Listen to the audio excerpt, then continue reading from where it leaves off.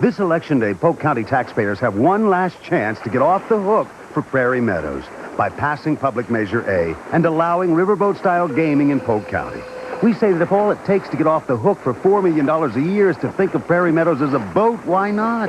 If you don't want higher property taxes to bail out Prairie Meadows, vote yes on Public Measure A. Then we can say bon voyage to having to pay. Channel 5's Pauletta Longo, keeping you in touch.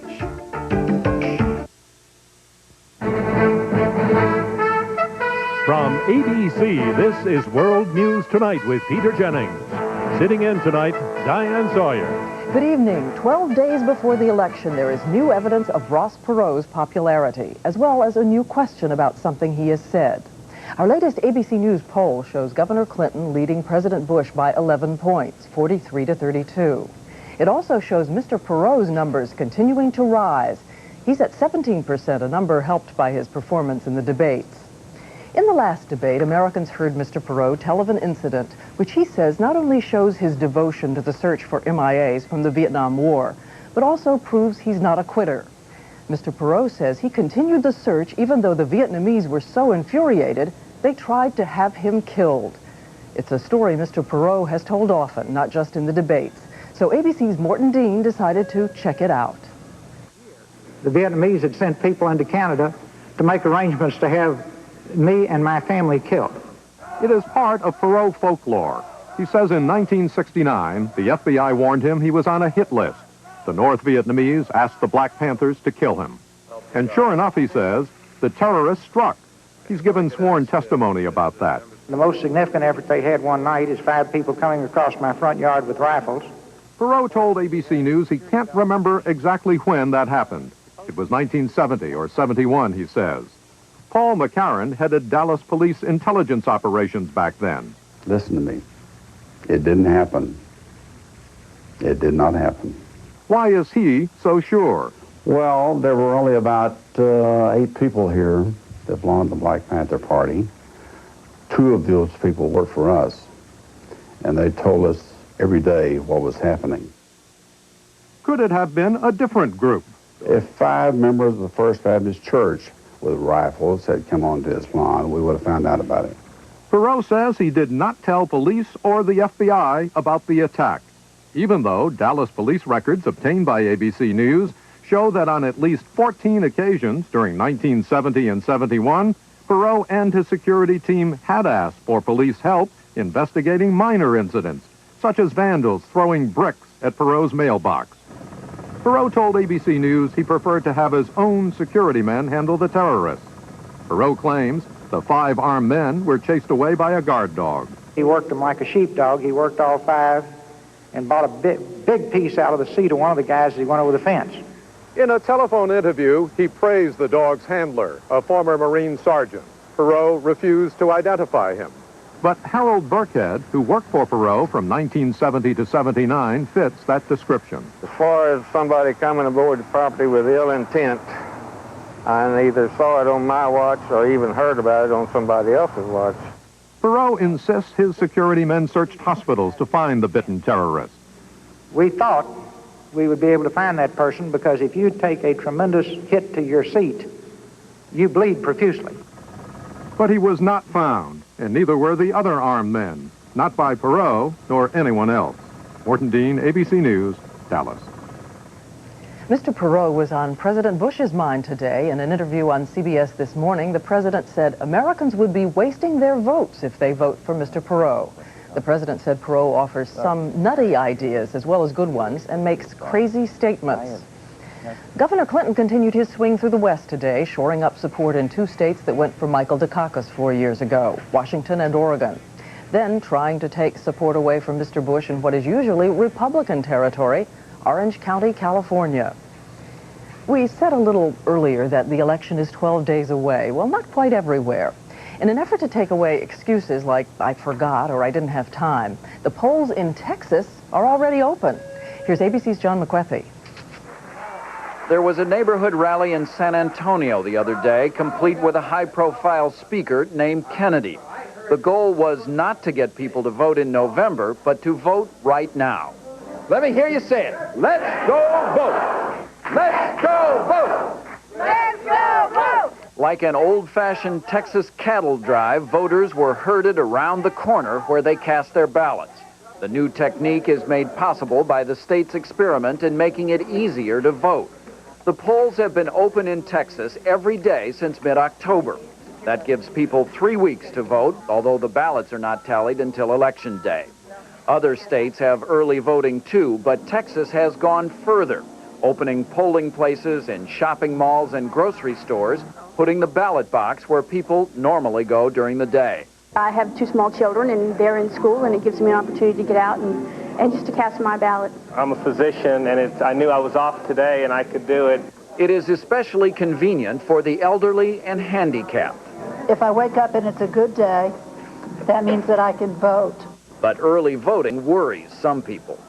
What if a major scandal breaks just before the election, one that could change the minds of many voters? For millions of people in this state, it will be too late. It's estimated that 1/3 of the votes in Texas will be cast before Election Day. The Texas Secretary of State says late changes in voter attitudes are unlikely. And besides, the experiment is already so popular that his state will never go back. I suspect a lot of other states now will go to retail voting if we're successful in Texas, and I think we're going to be tremendously successful. 4 years ago, Texas had one of the lowest voter turnouts in the country. Officials expect that to improve as the state pioneers ways to draw its citizens back into the process. John McWethy, ABC News, San Antonio. 2 other campaign notes tonight. Some economic news cited by President Bush as a sign of an improving job picture. 368,000 Americans filed new claims for unemployment benefits last week. That's a drop of 15,000 from the week before and the lowest number in 2 years. And there is a new charge about the State Department's search for information about Bill Clinton when he was a Rhodes Scholar in Britain 23 years ago. The Washington Post says the department also looked for records under his mother's name. Nothing was ever found. The department says it will investigate. Mr. Clinton called it pathetic. In a moment, should a powerful but possibly dangerous breast cancer drug be tested on thousands of healthy women? On the American agenda tonight, the candidates on welfare reform. And Red Barber, who brought baseball into millions of living rooms on the radio, has died. This is World News Tonight with Peter Jennings. Brought to you by Toyota. What's that? It's a consumer survey. They want to know if you're happy with your car. Oh, I am. Oh, I know. And as of last night, so does everybody at the Martins' dinner party. In its first year, the all-new Toyota Camry moved thousands to appreciate that a car could be everything you want and even more than you imagined. You gave 2 complete strangers a 20-minute test drive. 15. I was 15. The 1993 Toyota Camry. Few cars actually move you. This is one. 2 a.m., 36 Pine Street. Apartment 4C has a backache and can't sleep. 3C overdid her afternoon workout and is paying the price. 2C had an aching back, but fortunately, she also has Tylenol PM, with extra-strength Tylenol pain reliever, plus a gentle ingredient to help her sleep. And a good night's sleep was all she needed to make her day a whole lot brighter. Tylenol PM, so you can rest easy. Medical news. A major new breast cancer study came under fire today on Capitol Hill. For 30 years now, doctors have used a drug called tamoxifen to treat women who have breast cancer. Last summer, government scientists began giving the drug to thousands of healthy women to see if it also might prevent the disease. But do these women know what they're getting into? Here's ABC's George Strait. Evelyn Houselane agreed to take part in the tamoxifen study because she is worried. Her mother died of breast cancer, and her sister has it now. If you think you're at high risk, you're ready to take risks. But Congress worries that too many researchers are taking advantage of that fear and recruiting women to test a drug that might prevent breast cancer without telling them how dangerous the drug itself can be. The discussion was superficial. It painted a very rosy picture of benefits and minimized side effects. It's a tamoxifen-treated tumor. Tamoxifen can cause cancer in animals and has been associated with cataracts, birth defects, and blood clots in humans. This consent form developed by the National Institutes of Health is 6 pages long and acknowledges many of those risks. But most of the hospitals conducting the study do not use this form. Does this look like the consent form? That's it. What Evelyn Houselane signed was only a page long and omitted many of the risks. The NIH claims it cannot monitor every institution and defends the trial. Tamoxifen clearly holds great promise as a preventive strategy for women facing breast cancer. In spite of that, Congress is threatening to stop funding the study if the NIH does not do a better job of informing women about the risks. George Strait, ABC News, Boston. Not a good day for Michael Jordan. The Chicago Bulls basketball superstar had to appear in court today in Charlotte, North Carolina, to testify about what he now admits was a sizable gambling debt. Here's ABC's Meineke. Jordan's reputation was at stake as he was called to testify in the drug and money laundering trial of James Slim Bowler, a convicted cocaine dealer. Last year, Jordan sent Bowler a $57,000 check after a weekend of golf and gambling. Initially, Jordan claimed the money was a loan, not payment of a gambling debt. What is the truth right now about the $57,000? Wait and see. You're about to find out. On the witness stand, Bowler, a golf hustler, was asked about the $57,000 check. Bowler told the jury it was from the matches, a payoff of the matches. Then Jordan took the stand. What was the money for, asked Bowler's attorney. Answer, it was what I lost gambling, golf, and in a poker game where he, Bowler, loaned me money. Question, why did you say it was a loan? Jordan, it was never a loan. It was my reaction to the media. I said it was a loan strictly to save the embarrassment and pain. Jordan has not been charged in the case, and he is not under investigation by either the federal authorities or the NBA. But he has been forced to admit he lied about his gambling. The question now is what damage all this will do to the image that has brought Michael Jordan so much fame and so much fortune. What's your reaction? Meineke, ABC News, Charlotte. The Space Shuttle Columbia is back in orbit. It was launched this morning from Cape Canaveral for a 10-day mission that will include deployment of a huge research satellite that may help scientists predict earthquakes. Sears Roebuck reports it lost $833 million in the third quarter, the company's first loss since the Great Depression. The main reason, its Allstate Insurance division was hit with enormous claims from Hurricanes Andrew and Anacin. On Wall Street today, the Dow Jones Industrials gained more than 13 points to close at 3,200. The trading was heavy. And in our next segment, a new report on horrifying atrocities in Bosnia. Doctor. Is it right for me? Habitrol. It's a patch. You know the patch? Habitrol. You know, Habitrol. It's a patch. Habitrol. Habitrol. Habitrol nicotine transdermal system. Available by prescription only. Thank you, doctor. The Country French collection from Ethan Allen. When a room looks like this, it's a pity to spend so much time in it with your eyes closed. There's a sale now at your Ethan Allen Gallery. Introducing a different air freshener. New Glade Nature's Collection. Give me fresh, give me clean, give me Nature's Collection. Glade's collection of nature's freshest fragrances. In a spray and a carpet deodorizer. It's different, never heavy, always light to freshen any room. So fresh, so light. Give me fruit, give me green, give me Nature's Collection. New Glade Nature's Collection from S.C. Johnson Wax. Nature's Collection, yeah. You probably think you know all you need to know about Anacin. Well, you don't know everything.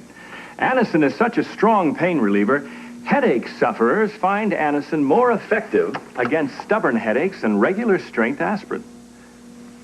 So if you get the kind of headaches that affect your work, the kind that put you in a bad mood, the kind that keep you from enjoying yourself, rediscover Anacin for stubborn headache pain. We have two reports tonight about the darkest side of civil war in two different corners of the world. First, the civil war in Bosnia. Today, the United States presented the United Nations Security Council with a report detailing atrocities committed against civilians in that country. Here's ABC's Barry Dunsmore. The State Department report is the most authoritative study so far of atrocities in Bosnia. It is drawn in part from interviews with eyewitnesses conducted by U.S. officials and documents murders, rapes, and torture, mainly by Serbian forces.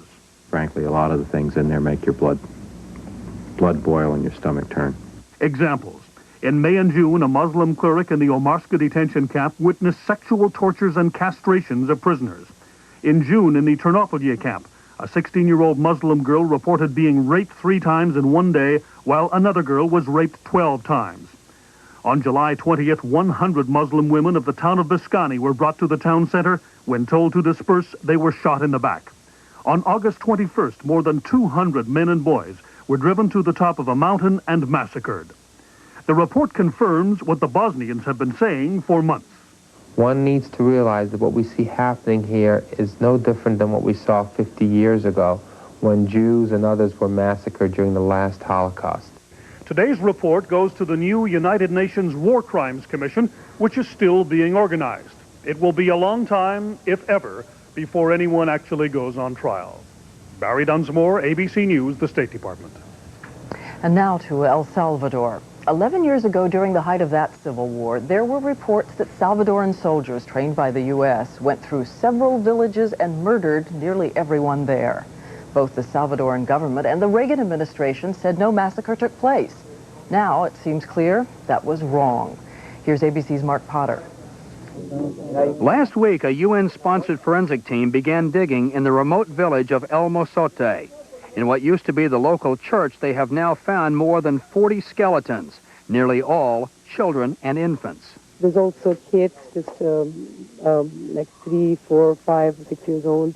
And there's some other ones who look like teenagers. A villager says in 1981, government soldiers took the children to the church, then beat, stabbed, or shot them to death. Some of the skulls had bullet holes in them. The forensic scientists say everything they have found is consistent with what human rights groups have said for years, that American-trained Salvadoran troops went on a 4-day rampage, massacring 800 to 1,000 civilians while in search of leftist guerrillas. Scientists expect to find many more victims. Relatives and church officials are demanding that the soldiers be prosecuted and that El Salvador finally admit that a massacre occurred. Mark Potter, ABC News. Visiting Dresden, Germany today, Queen Elizabeth was booed as well as cheered. Dresden was leveled by Allied bombers during World War II. Many Germans are angry that Britain recently built a monument to the commander who masterminded the bombing. When we come back, moving people off welfare and into jobs, our election issues American agenda. I use a shampoo for dandruff, but my scalp still itches like crazy. You need Scalpicin, the revolutionary scalp medicine for deep scalp itch, not ordinary dandruff. Scalpicin is not a shampoo. It's a clear liquid you don't wash away like shampoo. Apply Scalpicin anytime for deep scalp itch relief with medicine chosen by doctors over all these dandruff shampoo formulas. Scalpicin penetrates to relieve the itch and help prevent flaking. The itch is gone. Scalpicin, the scalp medicine for deep scalp itch. I'm on the road every day of the week, making over a dozen stops along my route, so I know the value of good brakes. I've got a lot of little lives depending on them. And when I'm out on the road with my family, our lives depend on good brakes. That's why I depend on Meineke. At Meineke, we do brakes, and we do them right. We analyze the whole system, pinpoint the problem, and fix it, period. No matter why you're on the road, you can depend on brakes from Meineke. I do. Basically, I thought all toothpaste were the same. But then on a visit to my grandmother's, I tried her Arm & Hammer dental care. And wow, it was a special feeling, like a burst of clean. My mouth felt so clean and so healthy that it was just like leaving the dentist office. Then I heard that more dentists recommend Arm & Hammer than any other baking soda toothpaste. I see my dentist really often, but now I get that fresh from the dentist feeling every single time I brush. Get Arm & Hammer dental care for that healthy, fresh from the dentist feeling of clean. When your sinus and nasal congestion feels this bad, what can you do? Last year, you wanted to call the doctor. Last year, you wanted a prescription. But this year, Tavist-D in its full prescription strength is available without a prescription. Just one tablet helps relieve 12 hours worth of painful congestion and sneezing. Guess what? I'll be there after all. Tavist-D. One tablet, 12 hours, and now no prescription. On the American agenda, a look at another of the issues you've told us are the most important ones this election year. Tonight, welfare reform. There's a number that shows how desperately it's needed. The federal government now pays welfare to nearly 5 million American families, more than ever before. The presidential candidates are deeply divided over how to improve the system. Our agenda reporter is Rebecca Chase. We know the reasons why so many Americans are on welfare. Well, I quit school in 10th grade. My mother had me when she was 16, and I had him when I was 16. The father leaves, so the mother is left by herself to take care of the child. Jobs are hard to come by when you ain't got experience. No one likes the welfare system, not the recipients, not the taxpayers, not the candidates. We've got to reform our welfare system, get people to work and to learn and avoid the indignity of welfare. If we value work, empowerment, and family values and personal responsibility, let's change the welfare system. Let's make it a second chance, not a way of life. Both Governor Clinton and President Bush agree that the welfare system needs to be reformed, but their approaches to the problem are considerably different. These efforts have not... In the 1980s, Clinton was experimenting in Arkansas with programs that moved people off welfare into jobs. And he began lobbying for national reform. We're talking about the lives of millions of parents and their children. In fact, Clinton helped write the landmark legislation signed in 1988. I am pleased to sign into law today a major reform of our nation's welfare system, the Family Support Act.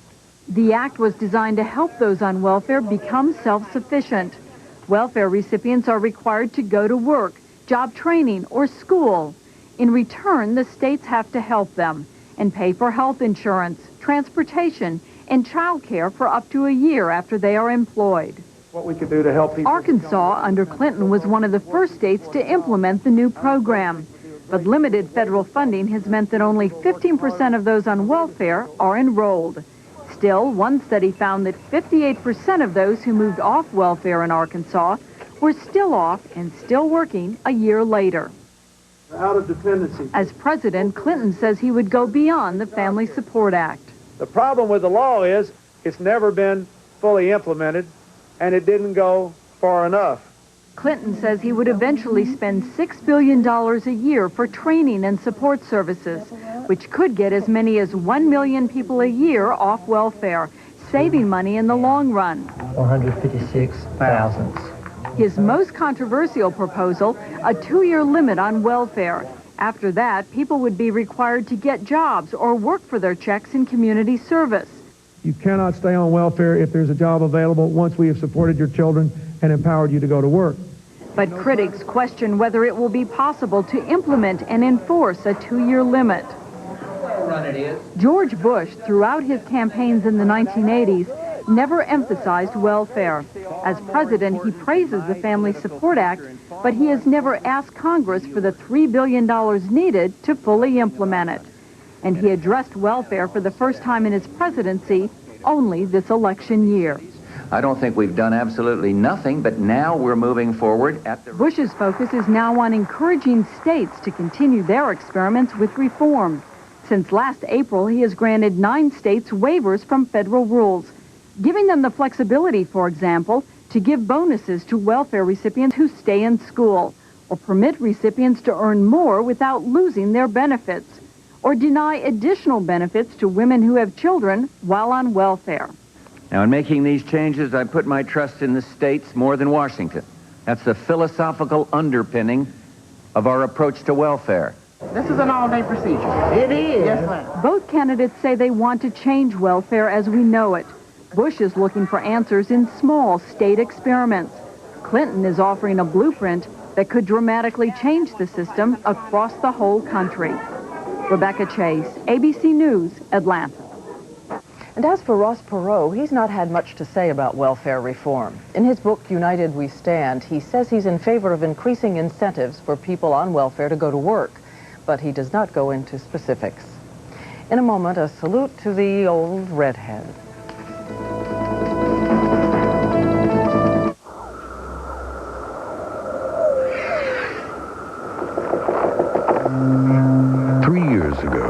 When we introduced the Lexus LS 400s, it was hailed as nearly perfect.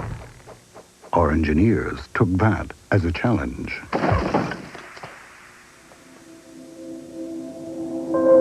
Presenting the 1993 LS 400, The pursuit continues.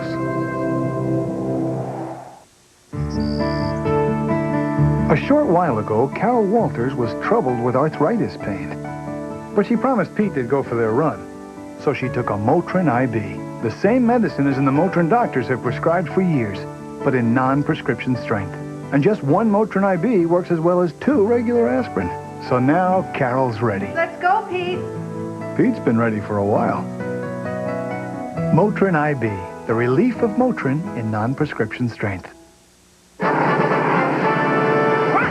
Introducing new waterproof formula bathroom duck. The only multi-surface bathroom cleaner that waterproofs as it cleans to resist dirt buildup. Like water up a duck's back. Watch how dirty water just slides off the side, cleaned with bathroom duck. Its unique waterproofing formula resists dirt buildup to make cleaning easier. New bathroom duck. Nothing fights bathroom dirt like duck. From S.C. Johnson Wax. Listen to this one. These guys went to prison for cheating workers' comp. And you know what? They're still getting checks. It's Us and Them. Prime time tonight. Actor Cleavon Little has died. In addition to his appearances on Broadway and television, he'll always be remembered as the sheriff in the 1974 Hollywood comedy Blazing Saddles. He died today of cancer. Cleavon Little was only 53. And finally tonight, Red Barber, the old redhead as he called himself, he died today from pneumonia and kidney failure. He was 84. His fans and his colleagues will tell you that Red Barber was one of the finest sportscasters in radio, with a career that stretched over 60 years. Among his fans, ABC's Dick Schaap. The pitch swung on. There's a drive hit out toward the right field corner. Henrik is going back. He can't get it. It's off the wall for a base hit. Here comes the winning run. It was the World Series 45 years ago, and he was then and always the consummate baseball announcer. Informed, articulate, vivid, distinctive. Swung on, belted. It's a long one. Deep in left center. Back for John Frito. Back. He makes a one-handed catch against the bullpen. Oh, Doctor. Oh, Doctor, tearing up the pea patch, sitting in the catbird seat. Those were some of his trademark phrases. It was fitting that Barber died during another World Series, an event whose drama he communicated so well. Barber broadcast ball games for 34 years. For almost half those years, his gentle southern tones were the voice of Flatbush, of the Brooklyn Dodgers. He inspired many broadcasters. Vin Scully was his protege. He had a profound influence on my life as a human being and as a broadcaster. Swung on, there's a drive hit out. When you are doing a radio play-by-play, you are free. You're the complete artist. You've got the canvas in front of you. You are free to say whatever you want to say. Good morning, Red's full name was Walter Lanier Barber. Born in Mississippi, he was named after a Southern poet. And he was one. Dick Schaap, ABC News.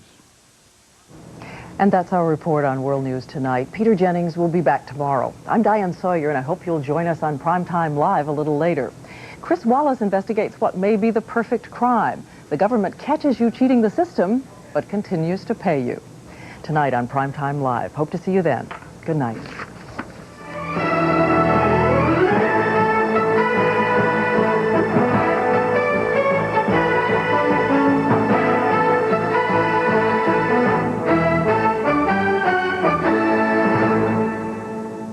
This has been a presentation of ABC News. More Americans get their news from ABC News than from any other source. Thursday, it's the end of a great romance. Look, I'm not on the rebound. I'm flat out over Ginger. Does this mean Ginger's available? Jeff told you it was okay to ask me out? But love is still in the air. If you weren't married, where would you take me? I'd take you home. Homefront, Thursday. I've got a surprise for you. Nothing surprises me. It's triples. Some people like to see other people experience the great taste of triples for the first time. Taste it. You'll be surprised. Nothing surprises me. They know that when you have crisp rice like Rice Krispies and add crisp wheat and crisp corn, you get a taste so surprisingly good that anyone who tries triples can't help doing a triple take. He liked it. I'm not surprised. Read my lips. Jefferson Auto Plaza going to bring you and your new car together. We're not like the politicians. We're for real.